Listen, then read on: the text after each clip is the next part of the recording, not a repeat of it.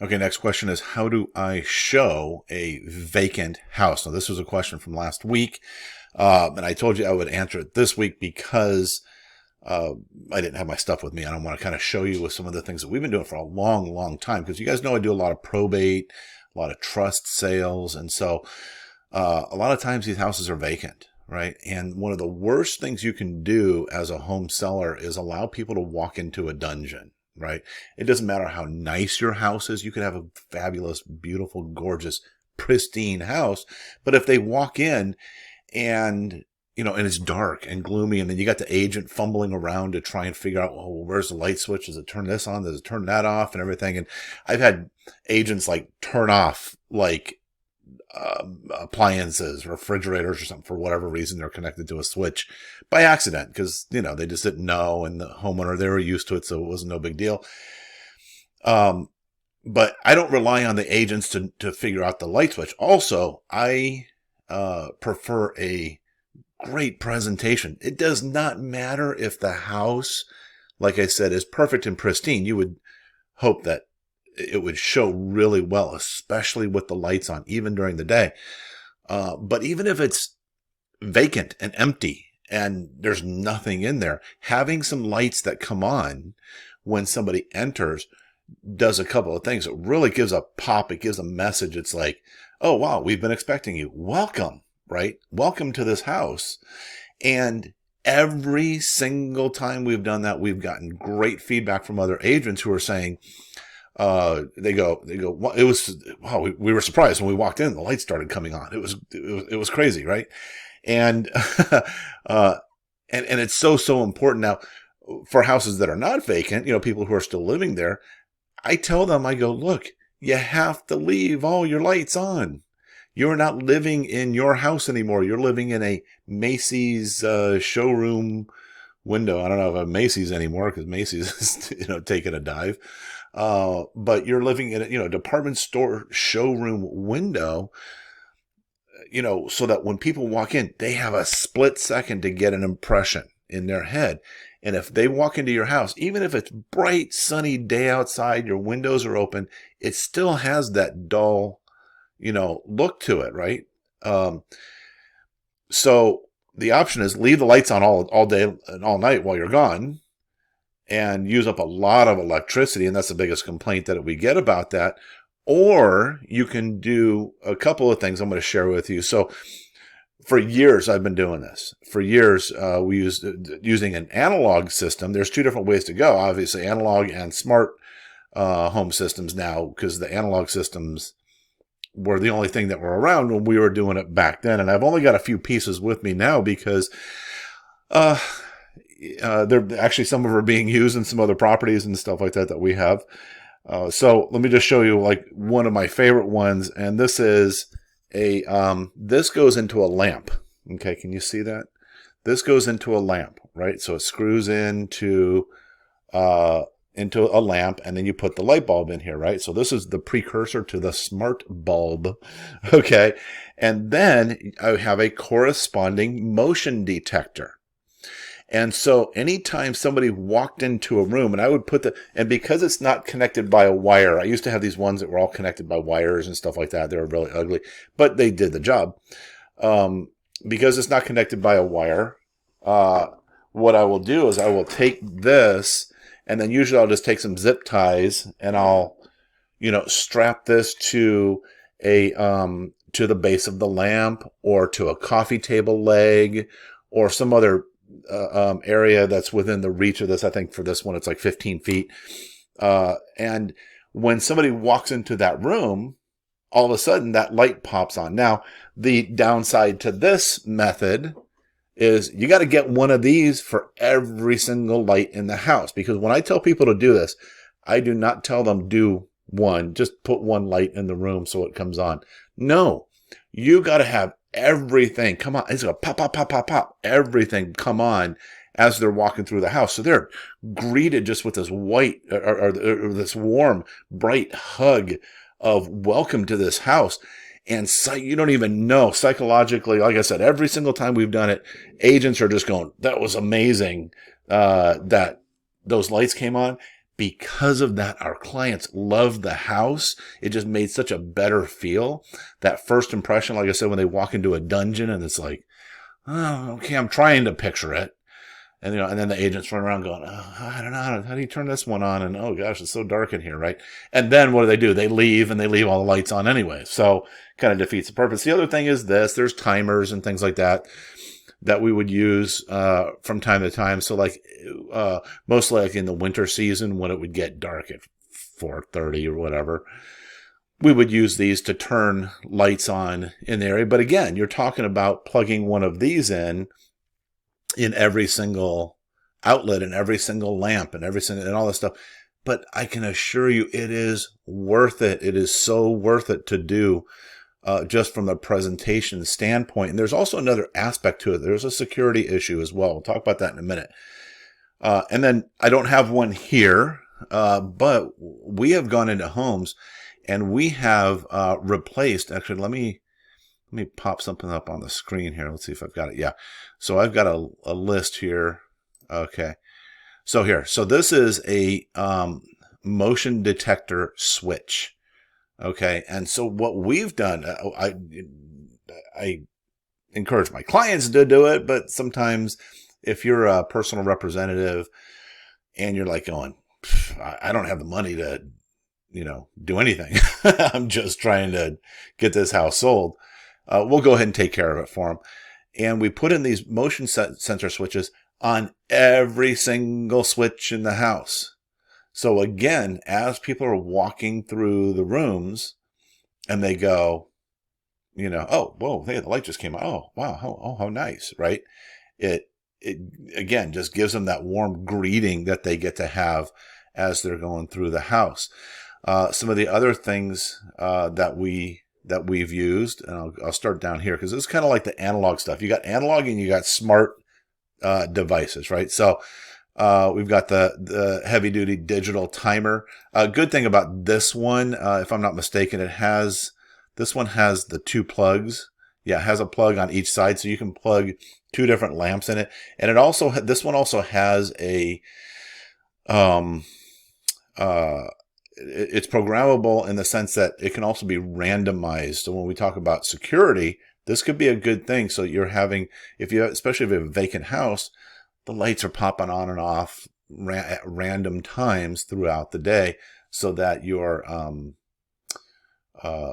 you create the I forget what they call it. There's like a term for security. It's like the external barrier, right? The outside barrier from the sidewalk to the front of your house, because that's where criminals, as they're kind of scoping things out, they're going, wow, that house is really dark, like nobody's home. But then you got random lights popping on and off throughout the house. They go, let's go to the next one, right? So it's a first layer of security, I guess you could say, right? So this one is this one's pretty good here. Let's look at, oh, there we go. Okay, these are good too. This is a motion detector plug. So kind of like these, right? Kind of like this, where you can take this and plug it into a lamp. Well, instead, you could take these plugs and plug the lamp into the plug part and strategically place the motion sensor throughout the place. And look, I know. So like, for example, this is $39 for two of them, $40. Okay. So my gosh, I got 15 lamps in the house. Holy smokes. That's going to be pricey. When we go back and look at those switches, I forget how much the switches were, but whatever. So call it, $20, $25 for two motion sensor switches. I'm actually curious. I got to see, the motion sensor switches, two of them. Oh, for $40. Okay. Again, it's just like, I'm thinking in my house, you count every bedroom, every bathroom, the kitchen, laundry room, storage room,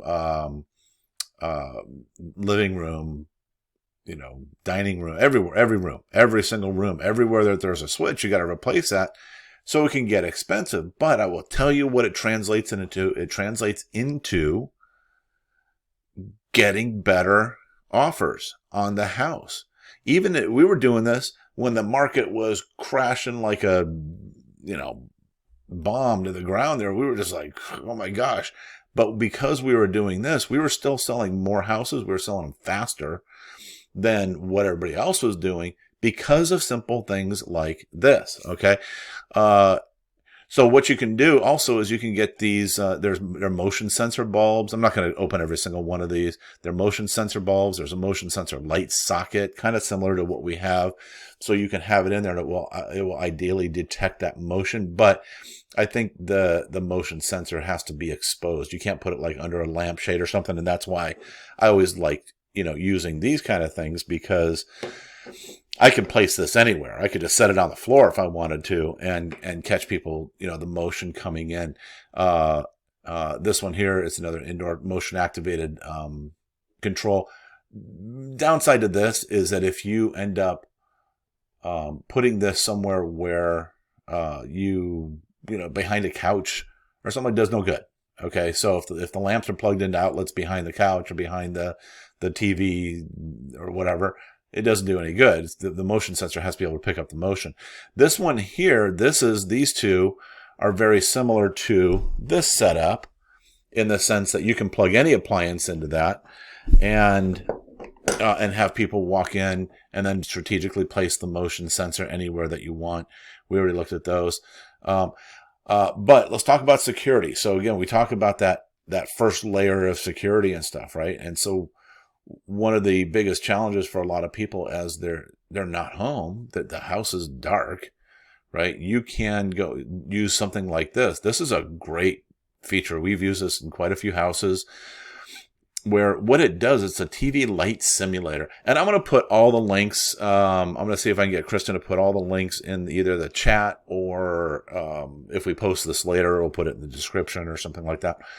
But this one here, what it simulates is, here, let's see if this video will play. Yeah. Make your home look occupied while you're away. I don't want to play audio because they'll give me a copyright. But basically, you just set it up and the light flickers randomly so that from the outside, it looks like there's like that. It's like there's a TV on.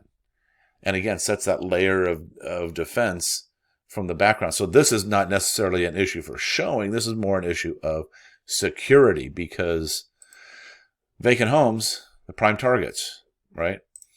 And then obviously when we get into security, I have in here the Google Nest thermostat, because one of the other things I know here in Southern California, at least, Orange County, I mean, during the summer, we've got days that are like a bazillion degrees to us, right? And when somebody walks into a house, and you can have the air conditioner automatically kick on, so you don't have to run it all day long. You can have it automatically kicked on using a routine through a smart home app. That also is another one of those things that goes, you walk into the house and it's hot and stuffy because you're not home all day long. You're not going to run the air when you're gone. But then all of a sudden it kicks on, and within a couple minutes, it's like, oh, the house is cool. And they hear the air conditioner kick on, and they go, oh, well, the air's working, or the heat for that matter too, right? And you can set these up along with your Ring doorbell and these other motion sensors that you can get. And like I said, I'll put links to all this stuff in, wherever, descriptions or chat or whatever. You can set all these up if you're technologically savvy, right? If you have a mind for it. If not, what do they always say? Just ask a 12-year-old, they'll figure it out. To make it so that as people walk in, it'll automatically do things like say, hey, welcome to our home. Please enjoy looking, or something like that. You can program Alexa to say certain things, set it up on a routine, right? And then as soon as Alexa recognizes, excuse me, that they're all there, or that people are walking into the house, pop, pop, pop, pop, pop, pop, all the lights in the house come on, and now they're ready to go. And then it recognizes, okay, after there's no sound or no motion or anything like that, well, about 10, 15 minutes later, everything shuts off. And that way you're not, burning electricity all day long. And same thing with security. You can set routines to randomize lights to come on throughout the house. So especially if you have a vacant house, if it's a probate sale, if it's a trust, if it's just a vacant house, you got a vacant house for some reason, or you're not there very often, set it so that you can set the routines so that it will just randomize the lights as it comes on. We had one gentleman, he was really into this whole smart home stuff. And he set up all these routines and put a little sign right at the entrance of his house, and it says said when you first arrive, please say the following: Alexa, show me the house, right? And and he had these routines set up where first of all it would turn on all the lights and turn on music and do all this stuff, right? And as they went from room to room, there was motion sensors that would detect, oh, they're in this room.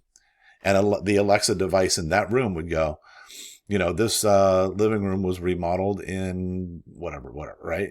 Like it would take them on a audio tour of the house. It was really, really cool the way that they had it set up.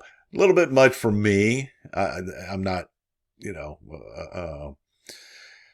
I'm not that technologically savvy on it, but I understand it, and it's valuable. And for certain audience, it's amazing to them. They go, yes, we want the smart home. Doesn't mean you got to leave the stuff there. I never leave the stuff there. I don't take the wall switches out. I just leave those in there.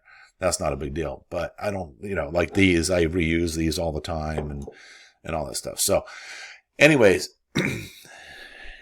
if you have a house that is vacant, or you're not there very much, or you want to make it a great, welcoming, inviting home, use tools like this to help you get that job done. And I guarantee you're going to have way better response, way better acceptance from the agents and from the other guests that are coming through your house, and get you better offers too. Every single time. I can almost guarantee it, just because of the presentation. It's all about presentation. First split second that somebody walks into a house, how they feel about being in that house. So, all right, next question.